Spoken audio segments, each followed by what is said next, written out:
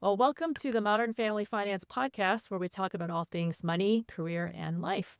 I'm Jenny, and San Francisco Bay Area financial planner serving women and LGBTQ professionals. So, having lived abroad myself in Europe and Asia, I love the idea of going international to live your ideal life. So, in addition to it just being a great adventure, it can also be a great way to get to financial independence faster. But, and I talked to a lot of clients who ask the same question, but one of the big questions to solve is how do you actually get residency or citizenship? So that is why I reached out to Jon Green. He is a director at Latitude Consultancy, which is a company that has helped over 6,000 clients obtain a second passport or residence permit, and they operate in 20 countries worldwide. So thanks for being here, Jon. Thanks for having me, Jenny. It's a pleasure. Cool. Do you want to tell me just a little about yourself and more about Latitude? Excellent. So my name, again, Jon Green with Latitude Consultancy. I'm one of the co-founders of the company.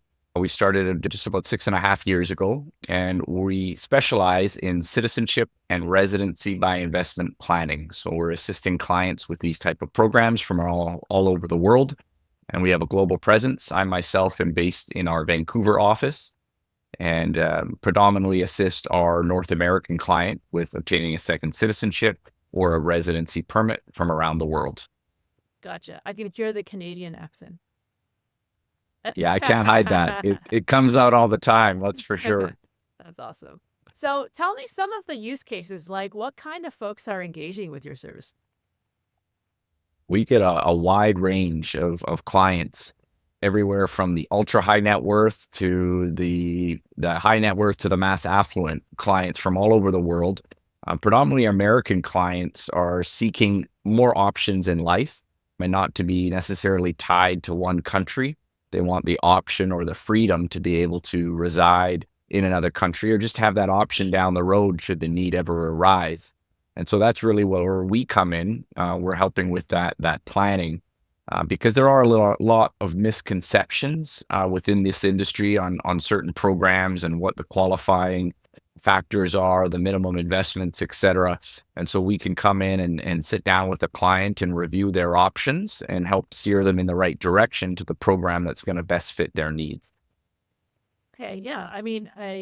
Tell me some of the more popular countries that Americans are trying to get to. Certainly. Well, we have in Europe, I'd say the most popular program for our American clients right now is probably the Portugal Golden Visa.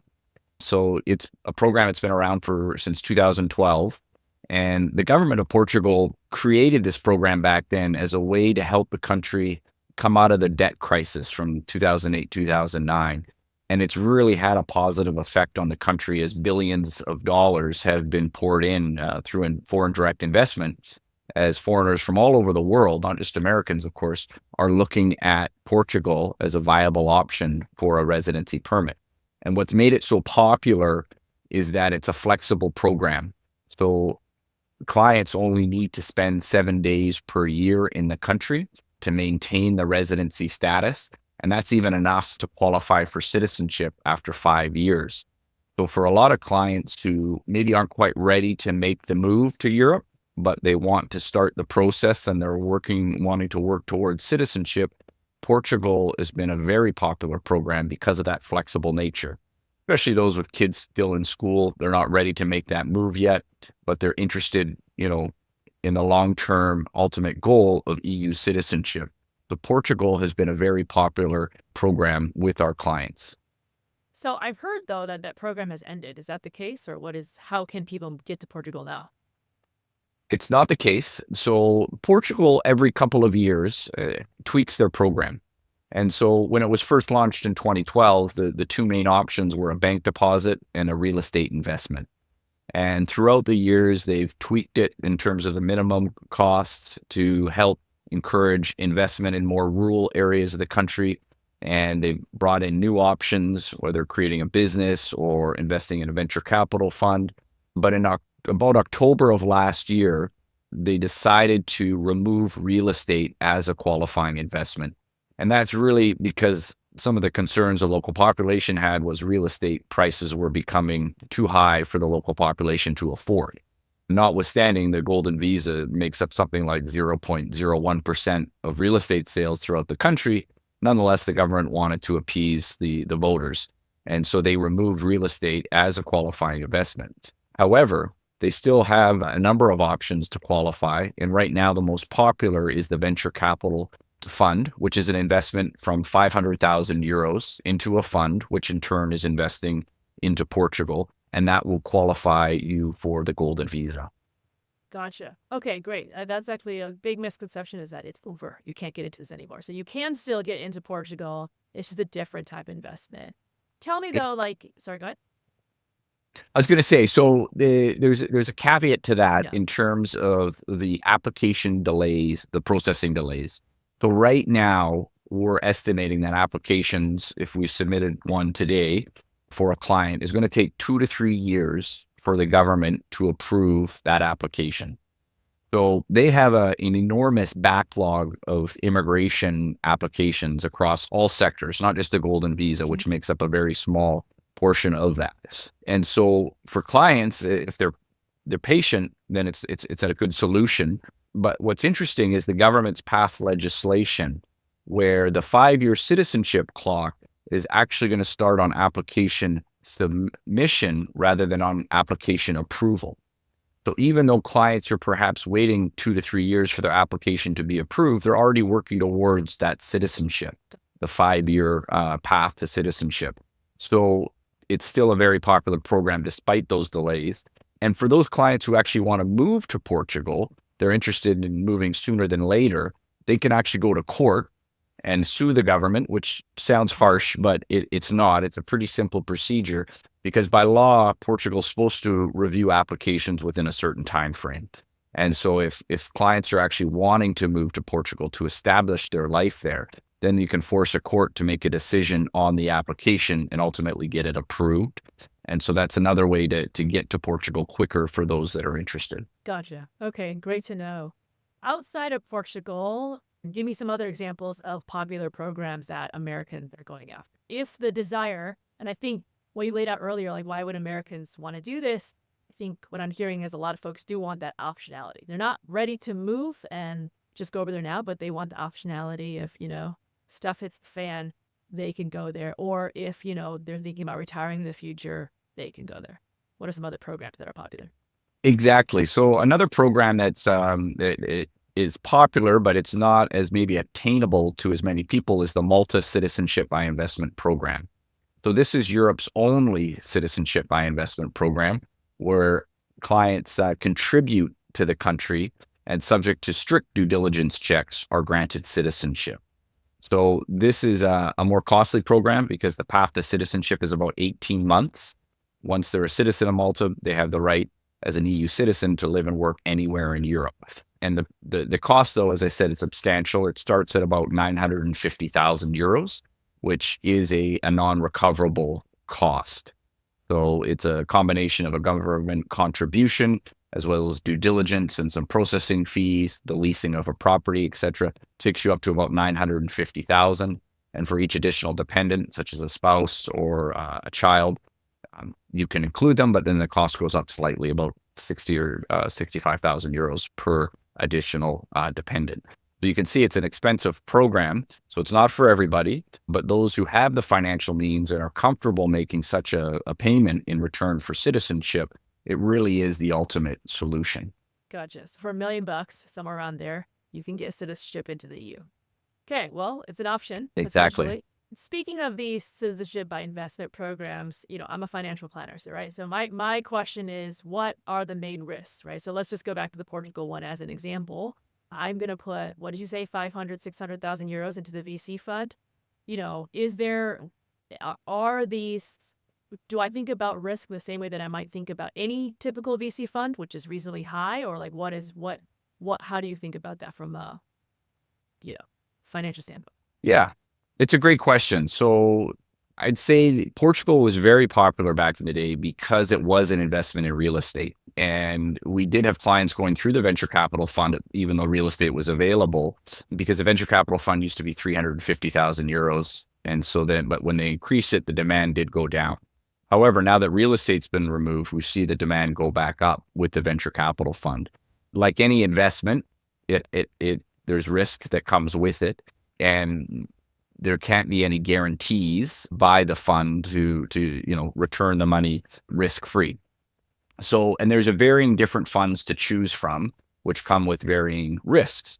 Some are more indexed funds, while others are investing in third tier, Europe football clubs with hoping to graduate them to higher tiers. That's obviously would be a higher risk fund. And there is a combination there. So we always recommend, of course, our clients who are interested in these funds, we can help set up meetings with their financial advisor and the fund itself to learn more about their investment strategies, what the funds will be targeting, and help to find the right match for a client from their appetite risk. And there is, a wide variety there for these funds, and it is possible to divest in terms of choose 2 or 3 funds. And so you don't have to put the whole 500,000 euros into one fund. It can be spread across a number of funds for those that want to diversify. Got it. Okay. And if someone was interested in this, who could help them do diligence, right? Like, are there objective third parties that can help with that? Because obviously, understanding the Portuguese VC market is probably pretty obscure to most folks. Yeah, we certainly do some initial due diligence on these funds. So we have vetted these funds, and not every fund passes our vetting, and so we don't work with all of them. Of course, we're comfortable with a set of about 10 or 12 funds that we have vetted and are comfortable with.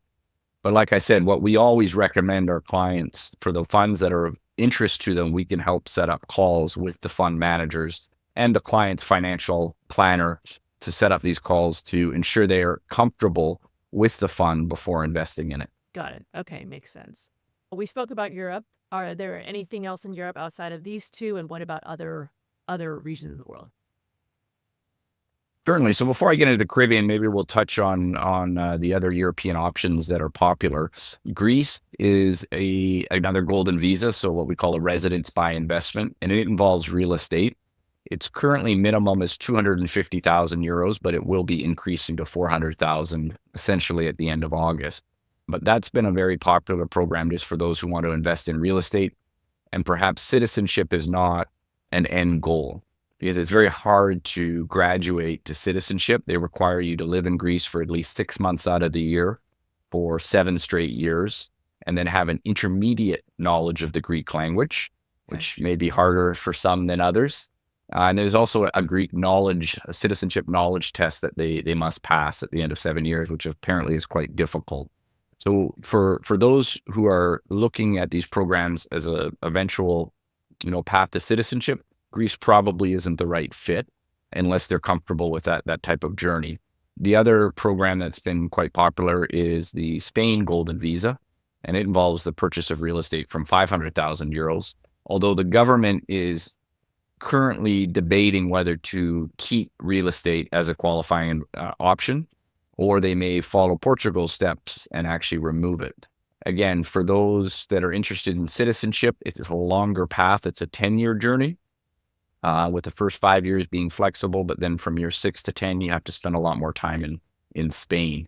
Unless you're from a LATAM or former Spanish colony, then it shrinks from 10 years down to 2 years. So that's quite a big difference if you're lucky enough to hold a citizenship of a former Spanish colony, and that includes pretty much all of South America as well as the Philippines. So there's a shorter path for people there. And just like Greece, there is a language requirement for both Spain and Portugal, which I'd be remiss not to mention. And it's an A2 level, which is considered basic. So it's not quite as hard intermediate that the Greek program requires to graduate to citizenship, but you must have a basic understanding of either Portuguese or Spain in order to graduate to citizenship. Yeah. Okay. And I mean, you bring up a good point. Most of these programs are residency by investment. Only the Malta one is by citizenship. But from the context of the American who wants optionality, what is the main difference between residency versus citizenship? And if I got residency in Portugal, can I decide to move to Spain because it's in the euro?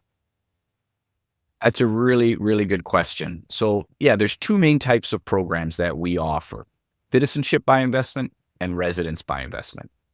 So a citizenship by investment, there's very few countries around the world that offer such a program. I mentioned Malta earlier, but there's about 10. Turkey offers it, Vanuatu in the South Pacific, and then there's 5 Caribbean countries that offer citizenship by investment, where you are essentially either investing in real estate or you're contributing to the government, which is a payment, and subject to due diligence checks are granted citizenship. Some of the programs have a slight residency requirements while others don't, but this is a much quicker path to citizenship for clients. So those that want kind of a quicker solution, a citizenship by investment program is a very strong solution. In comparison, a residence by investment program, you're investing in the country, sometimes real estate, other times venture capital fund, and in return you get that residence permit. So it gives you the right to live in that country. In the case of Portugal, you invest in the venture capital fund, you get the residence permit, the golden visa, to live and work in Portugal. That does not give you the right of establishment or the right to live full-time in another EU country. So that right only becomes available once you're an actual citizen of, say, Portugal. Then if you wanted to go live in Spain or the south of France, you would have that ability once you're a citizen. But just merely being a resident doesn't grant you any more rights around Europe. It does give you visa-free travel within the Schengen zone, so you can easily travel, but you just can't kind of go past a long-term stay in another EU country until you're a citizen. Gotcha. Okay, that's really good to know. Okay, how about outside of Europe? What are the other things that are popular? So as I mentioned, the Caribbean programs, which are offered by Antigua, Dominica, Grenada, I think Kitts and Nevis, and St. Lucia. So these 5 Caribbean countries all offer a citizenship program where you can either qualify via a contribution or an investment in real estate. And so these are much quicker paths, again, to citizenship. Typically, they're 6 to 12 months, depending on the program. So for clients who are maybe looking for a second passport right away or fairly quickly, these are really good and strong solutions. They get that second passport within that short 6 to 12 months. And like all these programs, they're subject to due diligence checks. So governments are, doing their know your client or due diligence checks on the individual and all family members. And they actually, are paying a third party due diligence company to come up with a 40 or 50 page report on that individual applicant who's interested in the program. So they do have some vetting procedures that go in place. Number one reason to be rejected would be a criminal record. So these programs do require all applicants to have a clean criminal record, and that's a big one. But the Caribbean's been very popular because the price point is a bit more attainable than the EU program. So they generally now, they've just gone through a price increase or harmonization in the Caribbean. So the programs will be starting from just over 200,000 US, and they vary depending on the family size, the number of dependents, etc. But some of these programs, all of them, let you include children as well as adult children, sometimes up to the age of 30, as long as they're still financially dependent on the parents. And the main applicant can also include his parents if they're financially dependent. And in some cases like Antigua, you can even include unmarried siblings within your application. So each program, again, this is why we like to meet with clients to find out what their objectives are, because each program is a little bit different on who qualifies and what the costs are, what the application process is. So we can really sit down with the client and go through them all to find the right program that's best suited for them. But certainly, I would say, our American clients are increasingly looking at the Caribbean as a solution to get that second citizenship. And the reasons for it, there are a multitude of reasons, but I'll give a classic example is during COVID, when many countries all of a sudden banned Americans from traveling to their shores. They just said, no, they're not welcome, unfortunately, because of the way that COVID was spreading. But those who had a second citizenship from, say, a small, peaceful Caribbean country could easily travel to anywhere in the world, frankly, because most of these passports in the Caribbean have visa-free travel to over 150 countries, including Europe. So we had many clients who had no such restrictions at all during the height of COVID. They could easily travel around. And then we have other clients who they're not always comfortable showing their American passport when they check into a hotel or go through custom, and they show their Antigua and Barbuda passport or their Dominica passport. They're just more comfortable showing it when they travel, kind of thing. Got it. Okay. Because yeah, I was gonna ask, why would someone want a second passport? And yes, the COVID situation is definitely one. Okay. We mentioned Europe. We mentioned the Caribbean. What about other places? Any other major programs that you would want to mention? Certainly, I think what we're, during what we're getting feedback from our clients in the United States is certainly the political divide is causing uneasiness. Yes. There seems to be a lot of rhetoric on all sides, and there's no middle ground anymore, is what we're hearing from our clients. And so people are becoming disillusioned with that, and that's where they want options in life and not, again, be tied to one country, but have that ability to live, work somewhere else, even if it's not in the immediate future, but down the road. Some of our clients are looking at, the federal debt levels and how it's continuing to grow and how it's not sustainable. So they're looking to diversify their investment portfolio. So if you're going to invest outside the country, why not it come with a second citizenship or a residency permit? And you're getting some of your money outside the United States, or maybe you feel it's a better investment. So you diversify your risk. But then going back to your question about other programs where we do see demand, of course, and it's kind of an ongoing joke whenever there's a run up to an election, the Canadian Immigration Department's website sees a spike of inquiries from the United States. And so Canada right now is seeing record levels of immigration, maybe not sustainable, but there are different options. But unlike, say, the golden visas programs, which are very flexible, you don't actually have to live there full time if you don't want, right? There are minimum stay requirements. Greece has 0 days, Portugal 7 days per year, et cetera. So they're quite flexible. Canada, on the other hand, actually wants you to move to the country and establish yourself. So for those who maybe aren't qualified for what they call express entry, which is skilled worker, so that's kind of between the ages of maybe 24 and 35, highly educated with excellent language skills, then you could qualify for express entry. But for a lot of our clients, they're outside that age bracket. So what's a popular program right now is the Canada Startup Visa. So this is where you're investing into a Canadian startup, becoming a 10% owner of that startup, and you can be granted permanent residency. And the success or failure of the business has no outcome on your visa status. And so to maintain your visa there in Canada, you would need to spend 40% of your time over a 5-year period in Canada. And if citizenship is your goal, then 60% of your time needs to be spent in Canada over a 5-year period. So it's more of a commitment you can see to come to Canada, at least to maintain it, 2 out of 5 years, or if citizenship, you need to live there for 3 out of 5 years.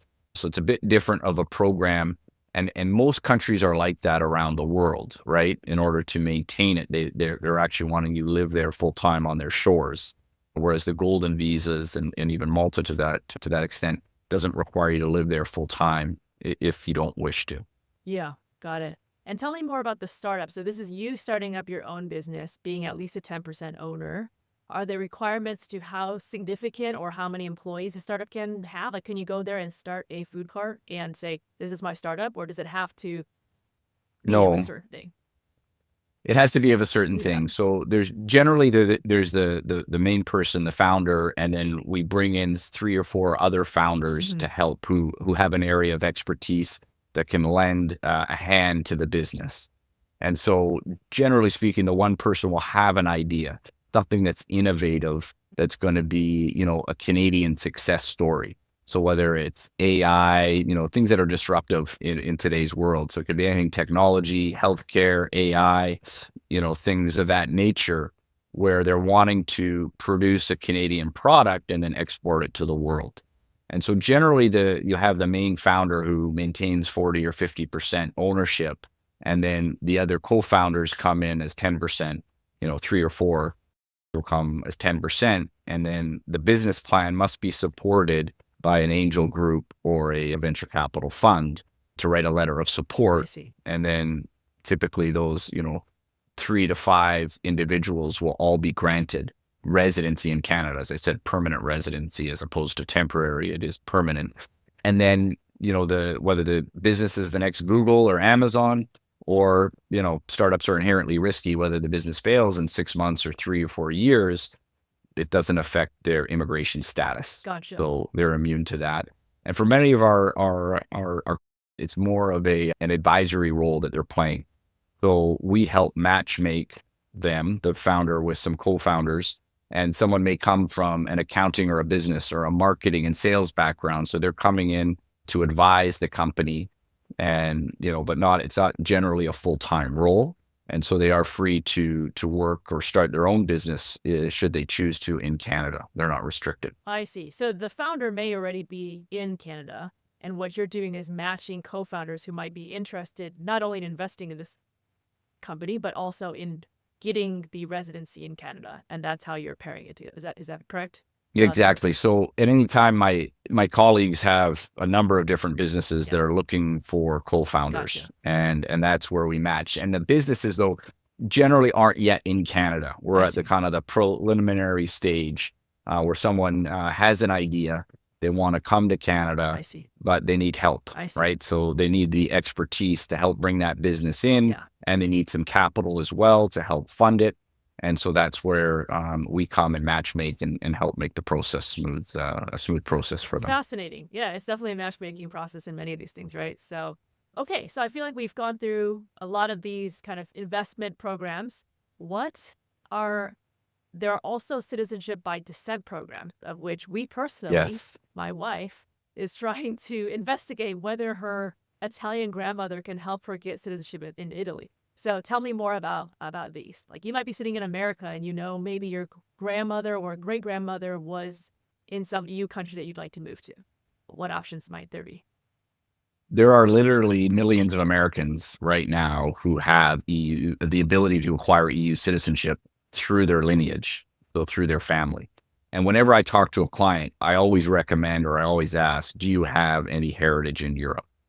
And Italy happens to be one of the most flexible programs. There's Poland, there's Spain, there's Portugal. They all offer it, but Italy happens to be one of the most flexible. And I'll tell you a story. I had a client who was looking at the Malta citizenship program. So they were prepared to spend just over €1 million. And I noticed their last name was Italian heritage. So I asked them, have you looked at citizenship by descent in Italy? And they said, yes, but we don't qualify. And so I said, well, let us look at it as well. We'll do a complimentary review of your situation. We send them our intake form. They send it back, and it turns out both the husband and the wife had the lineage to acquire citizenship by descent in Italy. So we literally saved them €1 million. That's amazing. So it was a pretty cool story for them, and they're excited. So they're in the process now. But Italy, as I mentioned, it's one of the most flexible programs. And so if somebody feels they may have that lineage, we'll send them our intake form. They complete it to the best of their ability. And then my team, who are experts in it, have the ability to go and look at, the manifests of when those relatives actually came to Ellis Island, for example. The key for Italy is when that last Italian relative left Italy, did they ever become an American before their children were born? So generally, if they've become an American, then they have their children, the chain is broken. But if they are not yet American and they subsequently have children, and maybe, 10 years later they become American, that's fine. Their children are technically Italian. So what we do is we're just getting the Italian government to recognize that they are in fact Italian citizens. So there is a process to go through. You can go through the consulate, but right now some of those consulates take 4 to 5 years, and it's very difficult to get an appointment. So we can also assist clients with going to court in Italy and having a judge recognize that, in fact, they are Italian citizen. And so, again, sometimes you can help large families of 40 or 50 people. Wow. Because they have aunts and uncles, they all come from the same grandparent. And it's like 4 or 5 siblings who then have children as well, and great grandkids. And you kind of go down the line and assist all of them with the master file of that last Italian relative who left. That's amazing.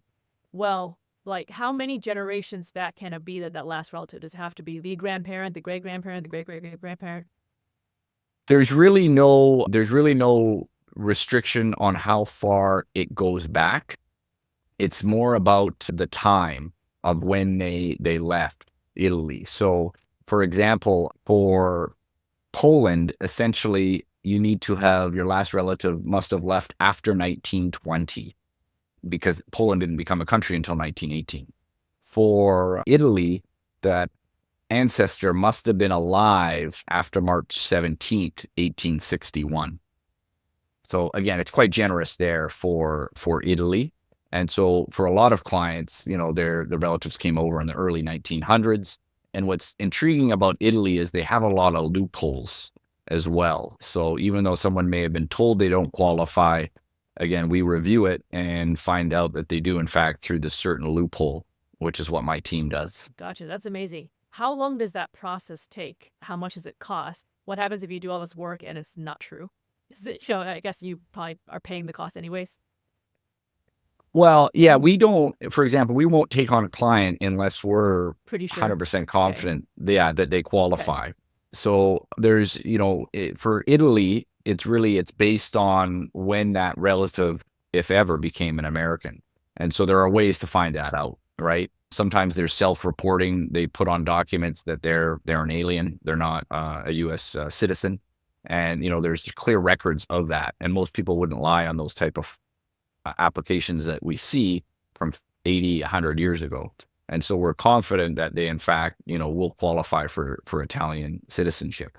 The cost very much varies on how far it goes back, how many applicants there are, because the more family members you include, the cost goes down per person kind of thing. And then there's, again, for those who need to go to court or want to go to court to speed up the process, it can be about a 2-year process. They're going the consular route. It can be 4 or 5, sometimes longer.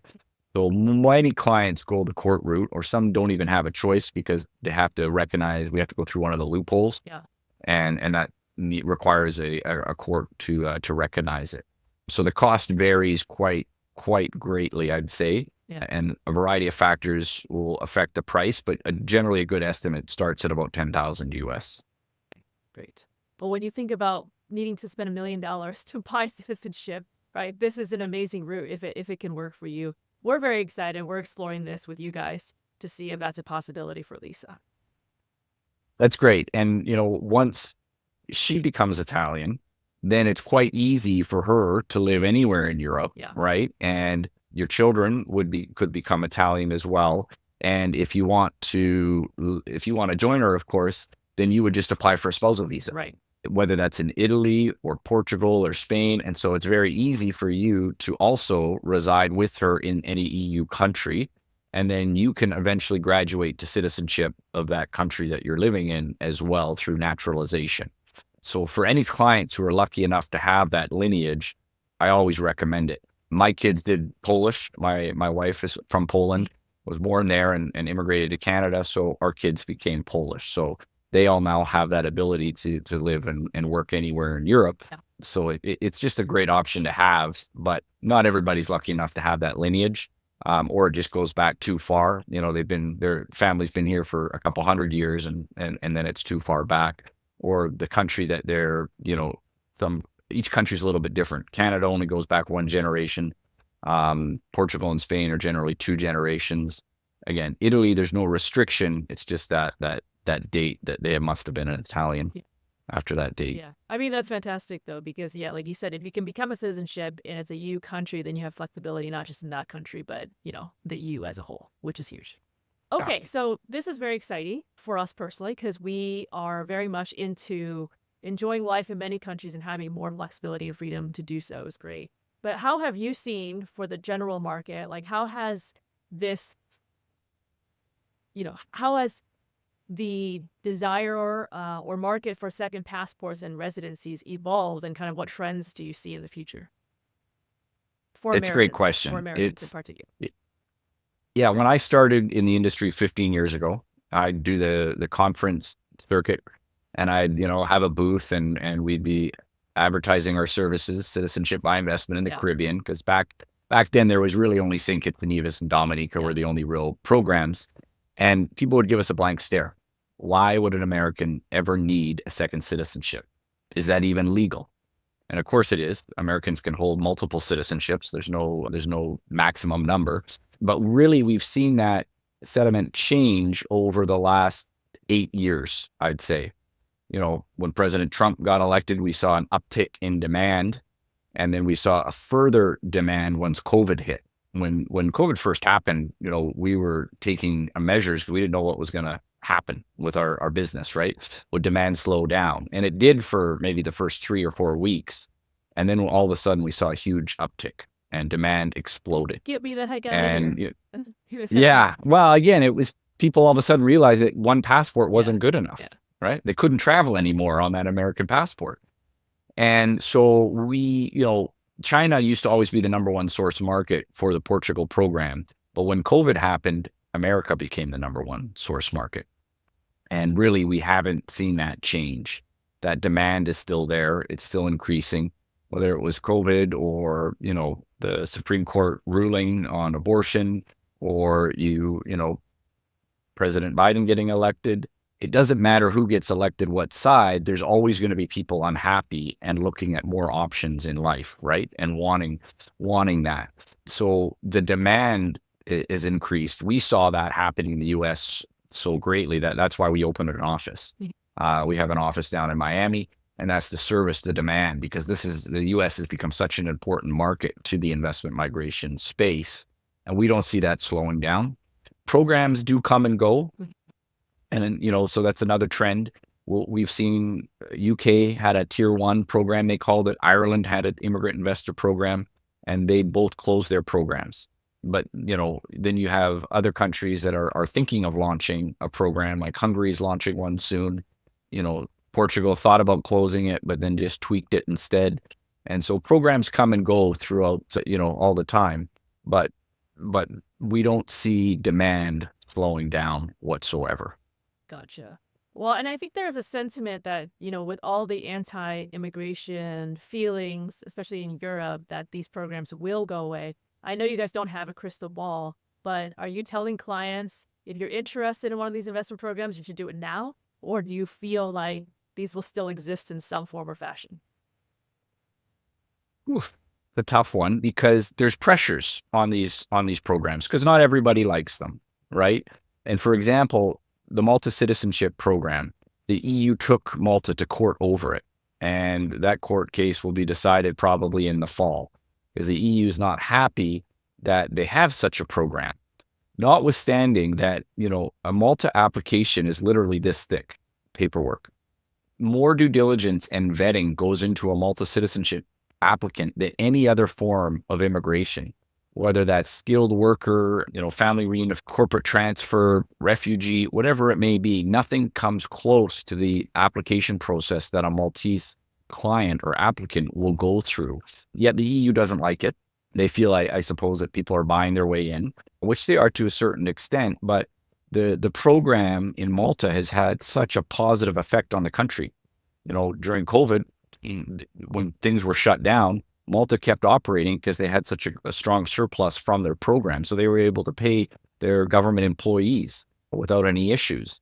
And so these programs, again, I mentioned earlier in the podcast, that Portugal and even Spain and Greece, they all launched their programs as a way to get out of the debt crisis, 2008, 2009. And it's all had that positive effect. I've been traveling to Portugal since the inception of the program, and you would see a whole block dilapidated and abandoned. And then a developer would come in and buy a third of the block and rebuild it and put an apartment building in, sell those. And then another developer would come in, buy the other 2/3 and develop it. And before you know it, the whole block was bustling with activity. And so it had that real positive effect on the country. There'll always be opposition, I think, to these programs. So will the Malta citizenship program last forever? Maybe not if they lose the court case.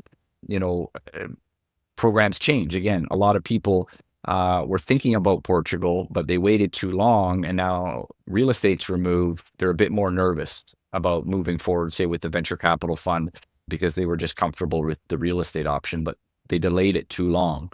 So it's certainly worth starting a program that you're interested in sooner than later to ensure that, one, it still exists, and two, you're happy with the qualifying investment. that's available now, because it might not always be there. Got it. Okay. Well, this is great. Thank you so much for these great insights. And I mean, I think there's a lot of options out there, right? Whether it's investment or possibly exploring your own lineage as a free way to get into it. There's a lot of options to explore. We I'm curious for myself, like, is anybody interested in going to other parts of the world like Asia, South America, wherever else, or are most of the interest that you guys receive focused around Europe and the Caribbean and Canada? Most of it is around, yeah, most of it's around Europe and the Caribbean, and Canada, I suppose. There are other options, Australia, New Zealand. Those are quite remote and far Yeah. far away, and they do require you. They want you to live there full time.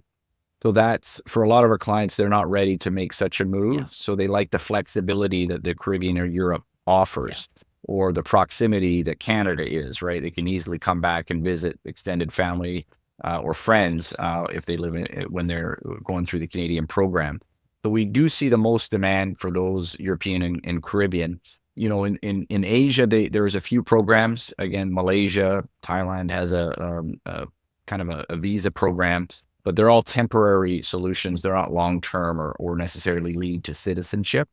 And most of our clients just aren't quite ready to make maybe that move from the US right now. Got it. Okay. This is great. So if people are interested, how can they find you? Certainly, they can find us at latitudeworld.com. And that's our website with all the information on the programs that we offer. We have both citizenship by descent up there, the citizenship by investment, and the residence by investment programs. So our information, how to contact us either by email, phone call, or simply register on our website. It's quite easy to do. And so they're more than welcome to visit and do so. And we'll get in touch with them right away Great. to offer our services. And as I was saying earlier, we're happy to sit with clients over a Zoom call, in person, and just go through their options and almost provide an educational session. Yeah.